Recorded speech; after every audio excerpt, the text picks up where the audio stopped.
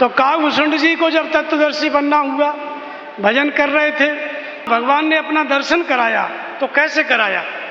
जब भगवान का जन्म हुआ अयोध्या में तो काकभूषुंड जी चले गए खेलने के लिए कौआ बन के, और मीठा पुआ होता है ना गुड़ का, उसको दिखाएं तो भगवान नज़दीक आ जाए, और जब ये नहीं दिखाएं तो दूर चले जाएं। इस तरह से वो क्रीड़ा कर रहे थे। क्रीड़ा कर रहे थे तो उनको लगा कि ये भगवान नहीं है। एक ऐसा भगवान ये नज़दीक आ जाता है पुआ दिखाते ही और फिर दूर चला जाता है, ये तो भगवान नहीं हो सकता। इतना मन में आते ही माया व्याप गई भगवान की, और जब माया व्यापी तब मैं भाग चले उर्गारी और राम गहन कहूँ भुजा पसारी। जिम जिम दूर उड़ाऊँ आकाशा ता पुन हरिभुज देखो निज पासा। कहाँ तक गए उड़ते उड़ते?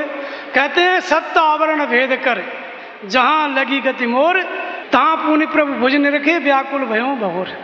व्याकुल होने के बाद जो है फिर अपने आप अपनी जगह पे स्थिर हो गए, आंख बंद की, भगवान के मुख में चले गए, और मुंह में जाकर के क्या देखा?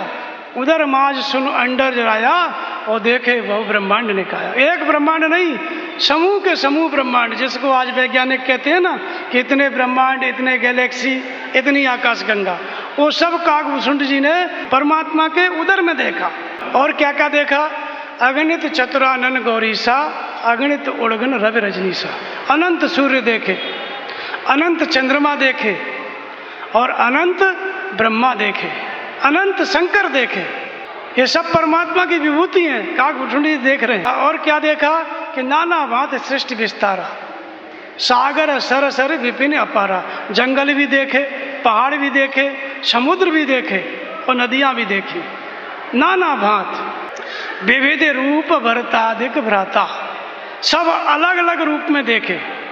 सभी देवी और देवता भिन्न भिन्न रूप में देखे। फिर कहते हैं काकभूषुंड जी गरुड़ से कि एक चीज मैंने आश्चर्य की। काकभूषुंड जी से गरुड़ ने पूछा, बोले वो क्या? बोले भिन्न भिन्न में दीख सब अति विचित्र हरियान, अगणित भुवन फिरो प्रभु राम न देखे वहां।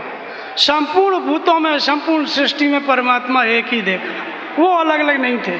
सभी देवता अलग थे, सभी भाई अलग थे, लेकिन राम एक ही थे।